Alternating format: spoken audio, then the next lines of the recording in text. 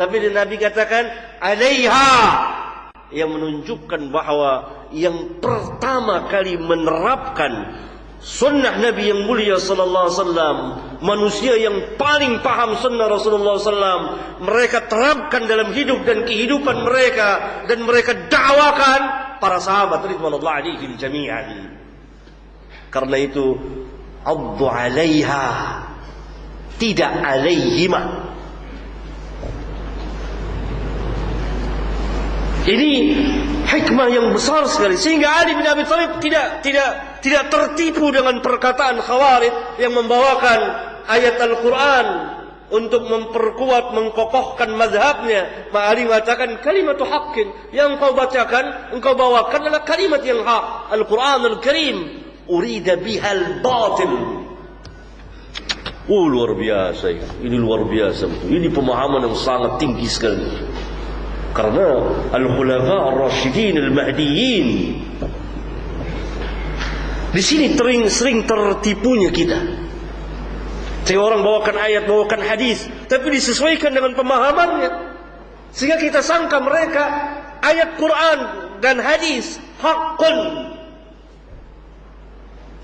Tapi orang yang membawakannya belum tentu berada pada hak. Seperti tadi saya katakan, contoh tadi hadis sahih yang dikeluarkan oleh Imam Muslim. Pernahkah ada seorang sahabat selama perjalanan mereka, perjalanan kehidupan sahabat itu kan lama setelah Nabi, 100 tahun, 1 abad. Rasulullah SAW wafat pada tahun 11 Hijriyah. Perjalanan sahabat sampai 1 tahun, sampai 100 tahun, berarti sampai tahun 110 atau 110 Hijriyah. Maka setelah 111 Hijriyah, tidak ada seorang pun sahabat yang hidup di permukaan bumi. Tidak seorang pun di antara mereka yang merayakan peringatan Maulid ini.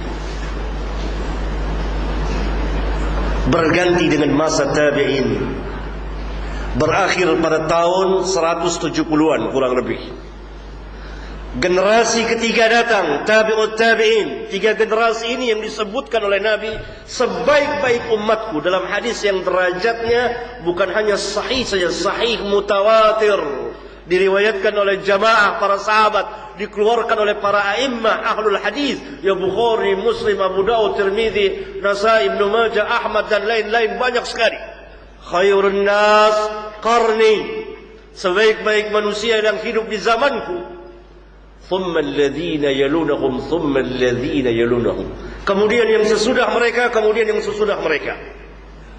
Dalam riwayat yang lain Rasulullah SAW mengatakan khairukum, sebaik-baik kamu. Dalam riwayat yang lain beliau bersabda khairu hadhil ummah, sebaik-baik umat ini.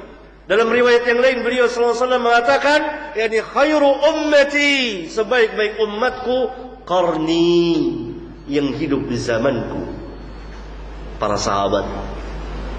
Thumma alladhina yalunahum, kemudian yang sesudah mereka, at-tabi'in. Thumma alladhina yalunahum, kemudian yang sesudah mereka, tabi'ut tabi'in. 3 generasi terbaik tidak pernah merayakan peringatan Maulid Nabi sallallahu alaihi wasallam. Aneh bin Ajaib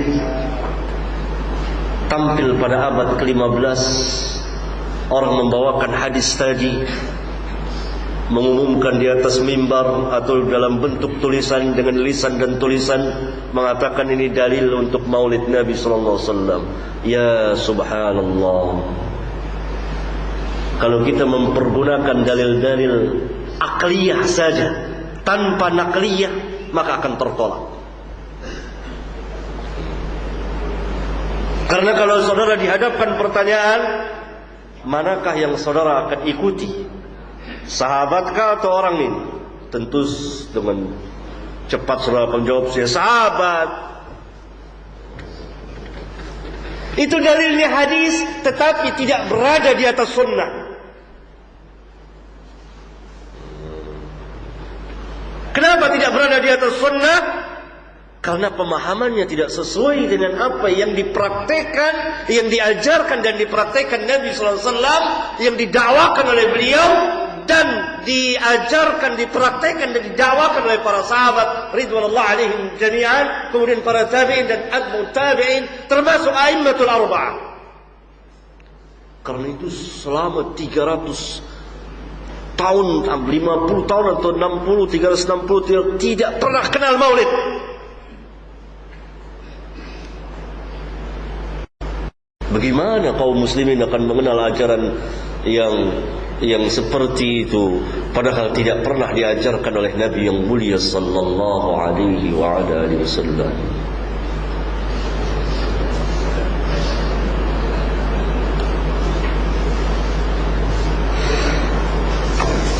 Para asatidzah yang saya muliakan, maka kewajiban kita mengikuti sunnah Rasulullah sallallahu alaihi wasallam. Allah Subhanahu wa taala mengulang-ulang di dalam kitabnya yang mulia. Sebagian ulama seperti Syekhul Islam Ibn Taimiyah mengatakan hampir di 40 tempat dalam Al-Quran, itu kurang lebih, Allah memerintahkan kita untuk mentaati Rasul. Di antaranya seperti firman Allah, "Wa ma atakumur rasul fakhudhuhu wa ma nahakum anhu fantahu."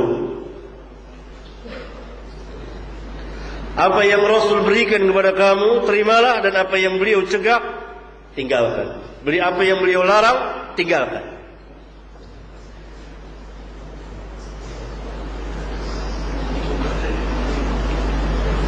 Ada yang menarik tentang ayat yang mulia ini. Dalam hadis yang dikeluarkan oleh Imam Al-Bukhari dan Muslim di kitab sahih keduanya, Abdullah bin Mas'ud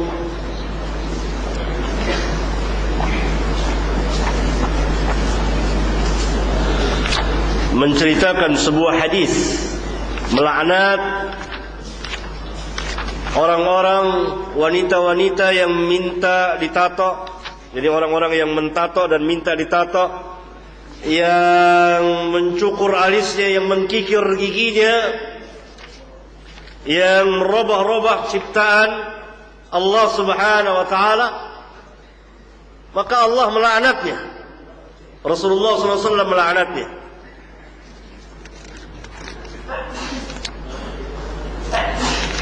Lalu sampai kabar kepada seorang wanita bahwa Ibnu Mas'ud melaknat orang yang mengerjakan apa yang ia sebutkan itu. Saya mendengar engkau mengatakan bahwa engkau melaknat ini dan itu. Iya. Iya.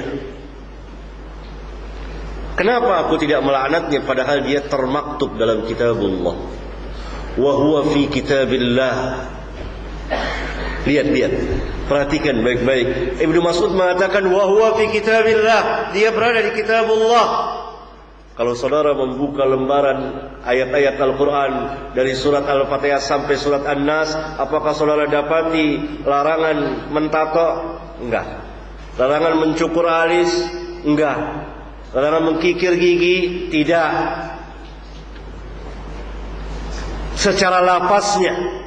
Oleh karena itu Ummu Ya'qub berkata kepada Ibnu Mas'ud, saya telah membaca kitabullah dari awal sampai akhir, saya tidak dapati. Apa kata Ibnu Mas'ud? Kalau engkau betul-betul membacanya, pasti engkau akan mendapatinya. Tidakkah engkau membaca ayat wa ma atakumur rasul fakhudhuhu wa ma nahakum anhu fantahu? Lihat ketinggian pemahaman para sahabat terhadap kitabullah dan sunnah Nabi sallallahu alaihi wasallam dan hubungan keduanya.